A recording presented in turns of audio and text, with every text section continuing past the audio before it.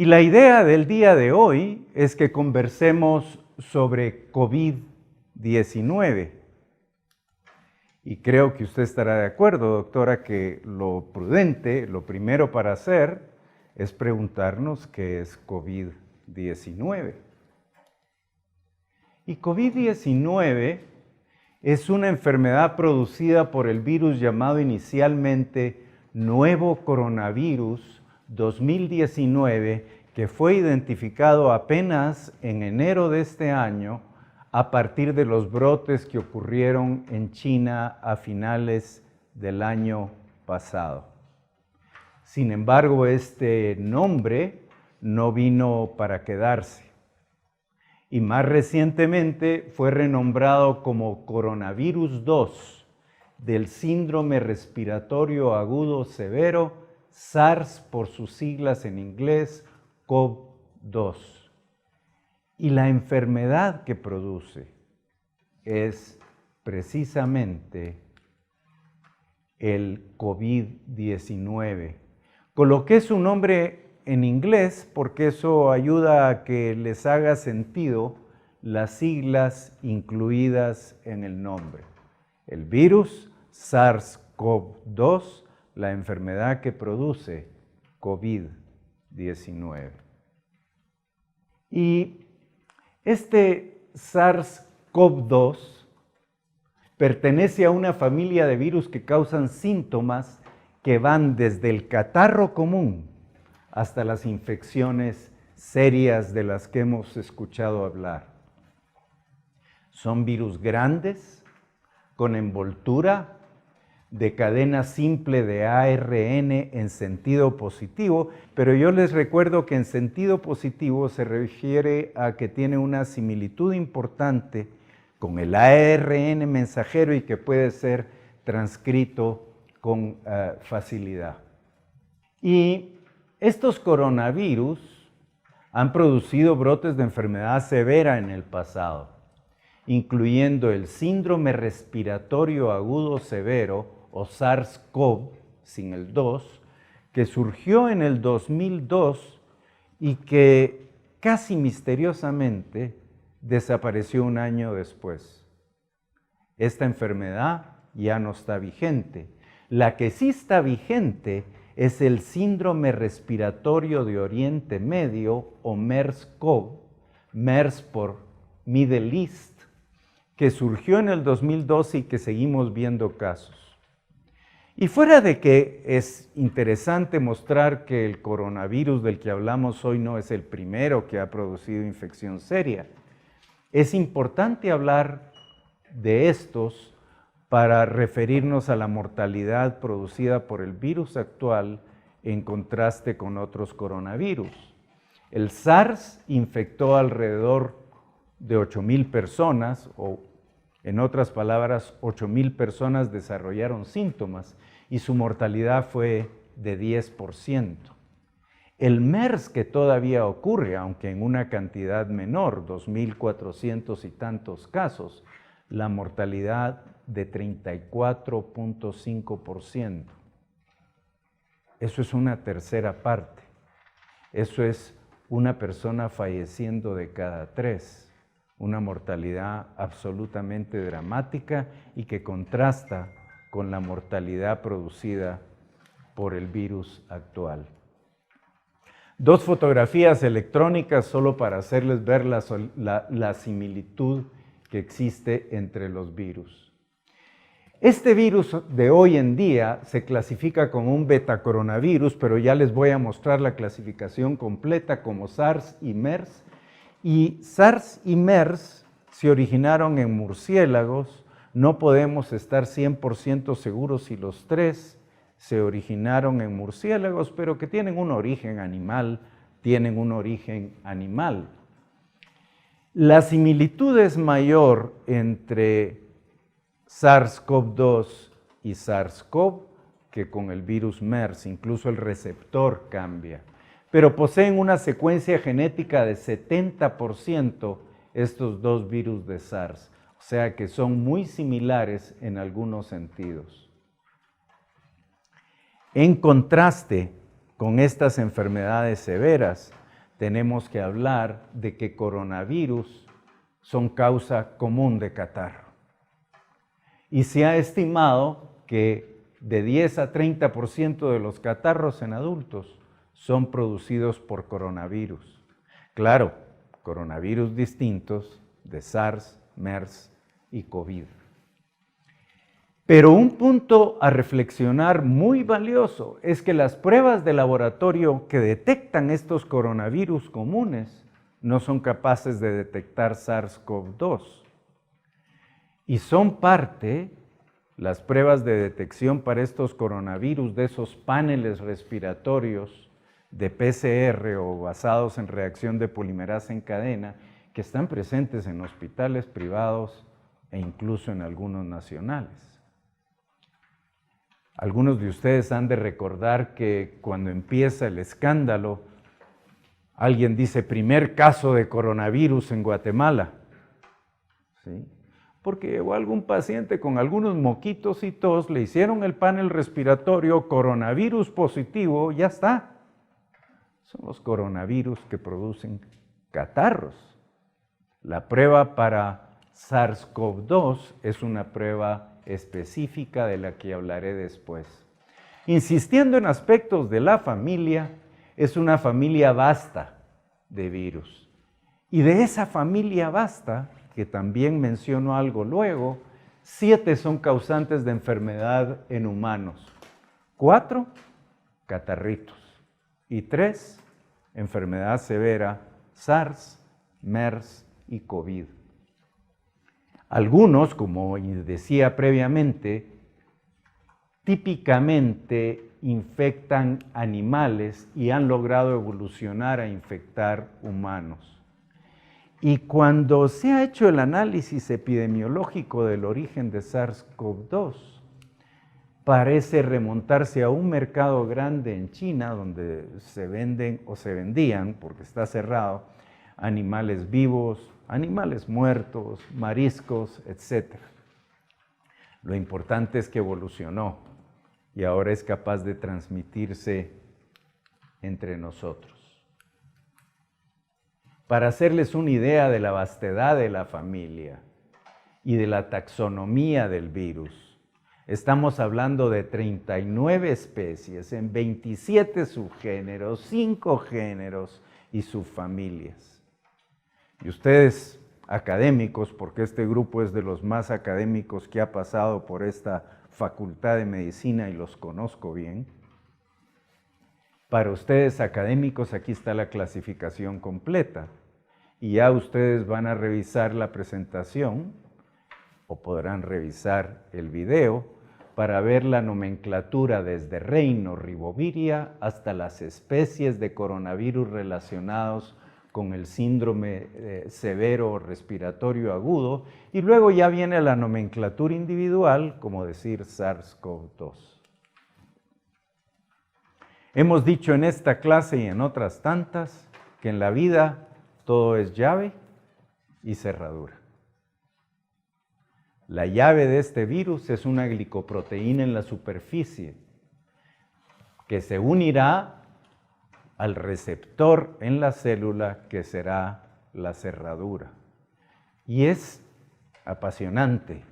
Y esto yo no lo sabía hasta el día de ayer que el doctor Tercero con aquella academia me lo explicó. Claro, fui a leer, como correspondía, que el receptor para SARS-CoV-2 es la enzima convertidora de angiotensina 2 con la que cardiólogos, internistas están familiarizados y que no es el motivo de esta clase.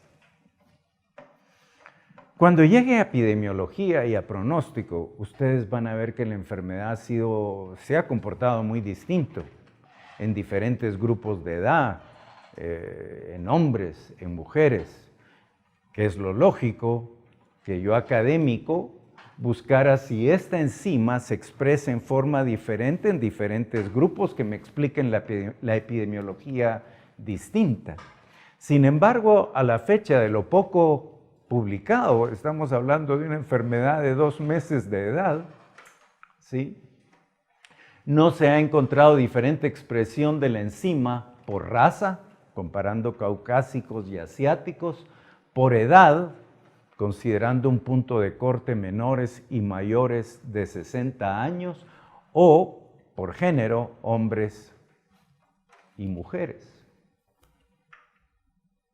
Pero muy importantemente, y voy a insistir en esto, hay una expresión significativamente más alta en fumadores. E insistiré en el riesgo relacionado con el tabaquismo. Para cerrar esta primera sección, esta es la imagen del mercado que nos tiene ahora de rodillas en el planeta, en mucho injustificadamente, diría yo, y en una forma casi demencial, pero este es el mercado que nos puso de rodillas, donde se cree que se originó el virus y que actualmente está cerrado. Un par de elementos de clínica nada más, porque la clínica no es muy complicada. Y siempre que hablamos de clínica, y ustedes son expertos en periodos de incubación de enfermedades infecciosas, ese es el primer elemento a discutir, y el periodo de incubación promedio es de 5 días, de 4 a 7 en promedio. Y para hablar de los síntomas, lo que hice es copiar, porque me parece interesante y de muy buen diseño, este afiche del Centro de Control de Enfermedades en Atlanta, en los Estados Unidos, que nos recuerda 3 elementos básicos: fiebre, tos y, diríamos, cierto grado de dificultad respiratoria o cortedad en la respiración. Es muy lógico pensar que esa tríada no tiene que estar presente en todos. Si a mí me da una enfermedad muy leve, no tengo por qué tener dificultad respiratoria. Tal vez tendré algo de fiebre, tal vez tendré algo de tos, pero no necesariamente un compromiso mayor. Para hablar de epidemiología, les quiero mostrar una publicación muy reciente de hace 2 días, y ya está desactualizada a la velocidad que el virus se está moviendo en el planeta. Pero hace 2 días hablábamos que en China había 80,000 casos confirmados, con 3,000 muertes, 45,000, 44,500 curados. 3.6% es la letalidad reportada en China a la fecha. En el resto del planeta, cerca de 10,000 casos en 66 sitios, 528 curados, 133 fallecidos, y lo que ustedes leen en las noticias hoy en día es cómo en Italia los casos se duplicaron, y nuevamente ciudades enteras clausuradas, colegios cerrados, transporte cancelado. Una situación que con suerte les dejaron abiertas farmacias y algunos supermercados, pero la situación es pavorosa. Nos llega mucha publicidad sobre los fallecimientos en Estados Unidos, y a propósito de fallecimientos, tenemos que saber que la letalidad ha variado en los diferentes países. Ya mencioné China, pero mientras China 3.6 o Irán 5.5% en Corea del Sur. Tiene que haber diferencia no solo en los sistemas de salud, sino probablemente en el comportamiento de la enfermedad. Italia 2%, y hoy en día diríamos que globalmente la letalidad es de 1.5%. Ningún muerto es despreciable, pero debiéramos compararlo también con el 30 y tantos % del MERS y el 10% de SARS. Dentro de esta familia de coronavirus no tiene la agresividad de sus 2 parientes cercanos de enfermedad severa. Su número básico de reproducción 3 a 4, pero estoy seguro que usted conoce que es el número de sujetos susceptibles que se infectan luego de exposición a un caso. Y eso es de 3 a 4. No despreciable de nuevo, Pero recordemos sarampión, que sigue matando muchas más personas en el planeta que cualquiera de estas enfermedades. El número de reproducción de sarampión, de tosferina, es de 12 a 18. Para la lista de enfermedades inmunoprevenibles, este número de reproducción básico es más bajito que cualquiera de las enfermedades inmunoprevenibles para las que no vacunamos, incluyendo sarampión, que también en forma demencial está matando personas alrededor del mundo en una forma masiva. Para hablar de pronóstico, ustedes saben que yo soy simplista, o por lo menos trato de simplificar la información. Y la forma más dramática de simplificarla es que hay 3 grupos blancos principales que tienen riesgo elevado de mortalidad. Esos somos los hombres, los adultos mayores y los fumadores. Y lo de hombres es particularmente interesante, ¿no? Es un poquito más de mortalidad lo que se reportó en China. La mortalidad en hombres fue el doble de la mortalidad de mujeres, en mujeres. Y esto no pareciera obedecer solo al hecho de que ustedes mujeres son el sexo fuerte por excelencia, incluyendo desde el punto de vista inmune.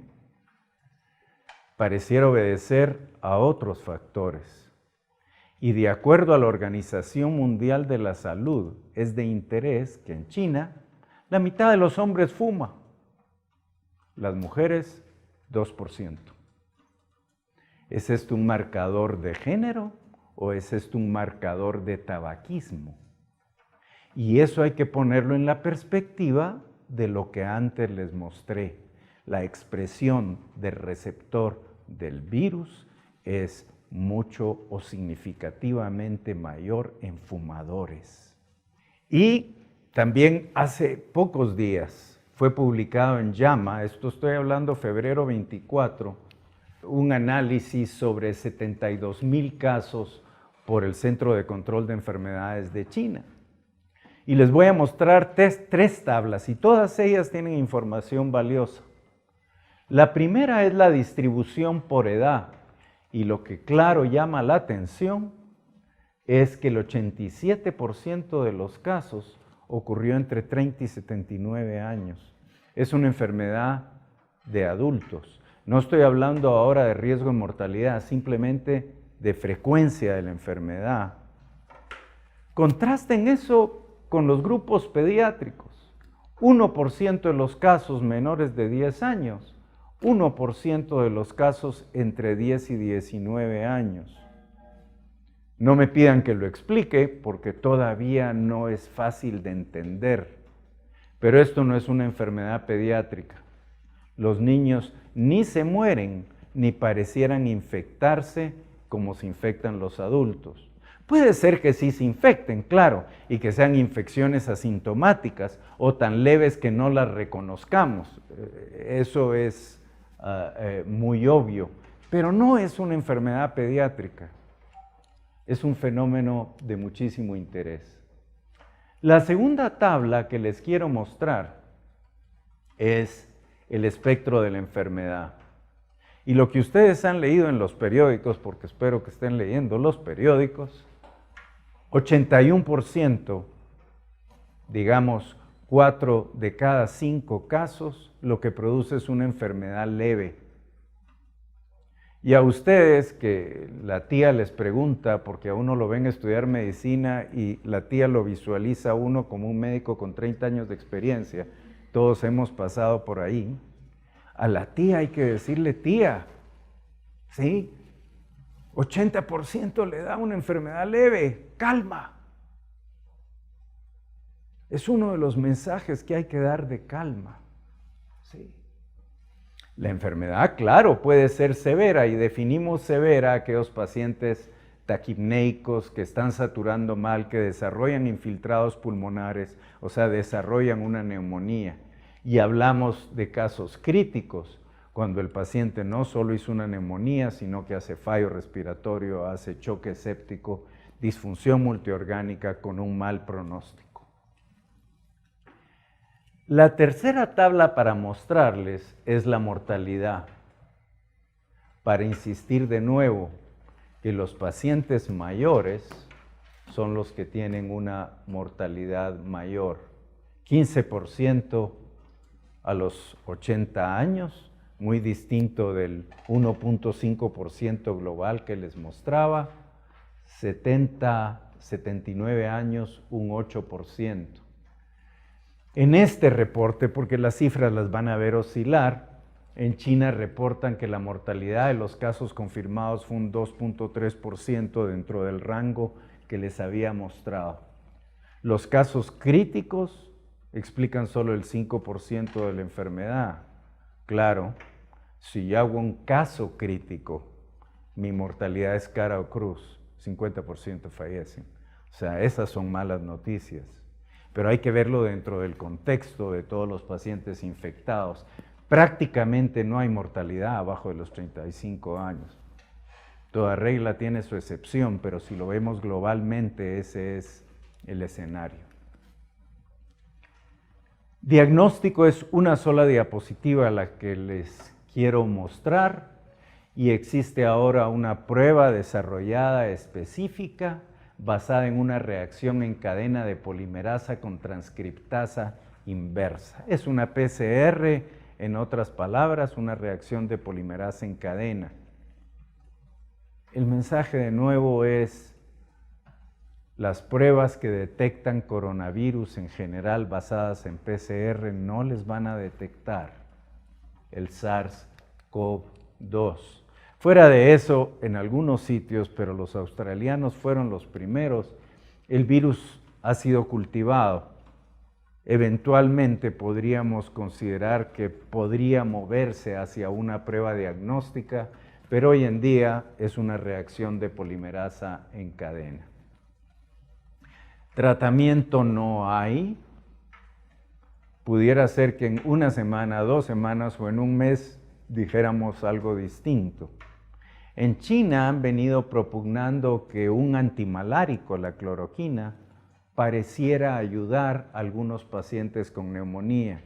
Y ayer leía de estudios de antivirales en los Estados Unidos, nada concluyentes, pero es claro que el mundo se está moviendo muy rápidamente a ensayar tratamientos, así como al desarrollo de vacunas. Y tal vez yo pensaría que lo más importante de esta presentación es insistir en prevención. Y para hablar de prevención, quiero iniciar con unas palabras de un profesor de epidemiología de Harvard, que dice: más que enfocarse tanto en cuarentenas y aislar poblaciones, o enfocarse en prevenir la diseminación de un virus que se va a diseminar, se va a esparcir, los esfuerzos tal vez debieran centrarse en prepararse lo mejor posible para enfrentar el virus. ¿Y cómo prepararnos? Porque les quiero insistir en todas esas cosas saludables, aburridas. A los que nos estamos haciendo viejos cada vez nos parecen menos aburridas, a ustedes les parecen exasperantes. Y la número 1 es: no fume. Y el que fuma, pare de fumar, aunque le cueste, aunque le den temblores, aunque le dé una abstinencia espantosa y tenga que correr 30 kilómetros una mañana. Pero hoy en día es no fumar. Y parte de la idea es que el fumador, fuera de tener una situación de riesgo para este virus por las razones que yo mencioné, está en riesgo de otras infecciones respiratorias, entre ellas neumococo. Cuando ustedes revisan la lista de población de alto riesgo Adultos de alto riesgo, según el CDC, para adquirir neumococo, fumadores son parte de la lista y que debieran estar vacunados. No esperar ser viejitos ni ser niños, que fueron niños, sino que un adulto fumador tendría que tener vacuna para neumococo, que hoy en día no está disponible en el mercado privado en Guatemala, por ejemplo. He recibido llamadas de vacuna de neumococo. Es que fumo. Deje de fumar, deje de ser población de riesgo. Y si hablamos de vacunas, también la vacuna de influenza es importante. Primero porque influenza sigue matando gente y de pronto mucho más que coronavirus. Pero fuera de eso es importante que no se haga la confusión de cuadros clínicos. Brotes de influenza van a causar un caos en que el personal médico va a tener dificultades para diferenciar los dos cuadros. Haga ejercicio y coma bien, qué aburrido. Sí, pero es básico. La fotografía lo que muestra es la típica dieta mediterránea. Sigue siendo catalogada como la mejor dieta para prevenir enfermedad cardiovascular. La UNESCO la considera patrimonio de la humanidad. Y como no les puedo preguntar qué incluye, pues incluye nueces, verduras, frutas, aceite de oliva es el aceite, ¿sí? Aunque los chefs dicen que para freír por tiempo largo el aceite de oliva no es el mejor, pero aceite de oliva. Las bebidas son dos, agua y a mayor gloria de Dios, vino, ¿sí? Prácticamente no tiene azúcar. Y no tiene azúcar porque los postres son fruta. La azúcar, pero yo no me puedo seguir extendiendo, no es un nutriente porque usted no tiene requerimientos de azúcar. O sea, no califica como un nutriente y es el nuevo tabaco. Me encanta el tema, eso se nota, pero el punto es que un estilo de vida saludable es básico para prepararse para este virus y no conozco ninguna enfermedad en que dejar de fumar pueda hacer tanto impacto en el curso clínico como para esta enfermedad. Si no quieren dejar de fumar por enfermedad pulmonar obstructiva crónica, cáncer de pulmón, cánceres de otro tipo, inmunosupresión, dejen de fumar por coronavirus 2.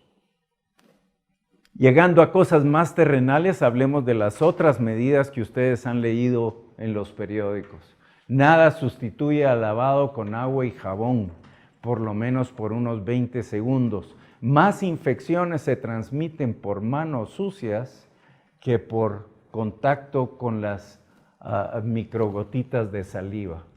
Y luego, la disponibilidad de geles con alcohol. Pero todos los días mira uno geles que son perfumitos. Tienen que leer en la etiqueta que el contenido de alcohol sea mayor del 60%. Si no es un mal gel o no es un gel desinfectante.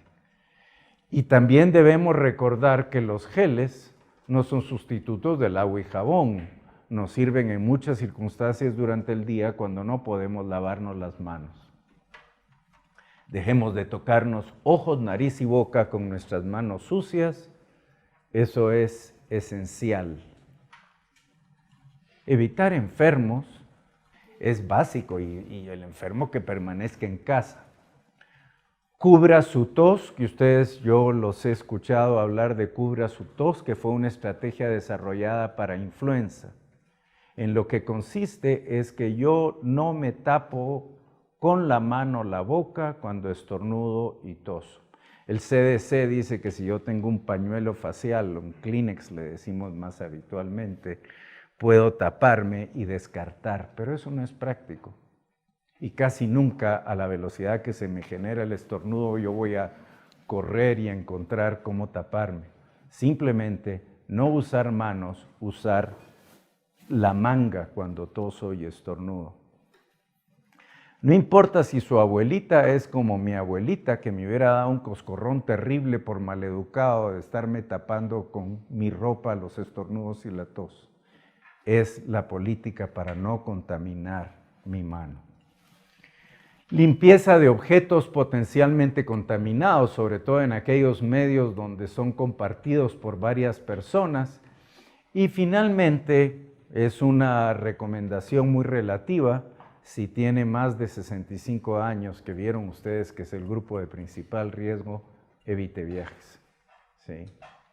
La edad es un punto de corte arbitrario, yo casi estoy ahí, pero les aseguro que mi salud es de un cuarentón, de un cincuentón, lo que sea, ¿sí?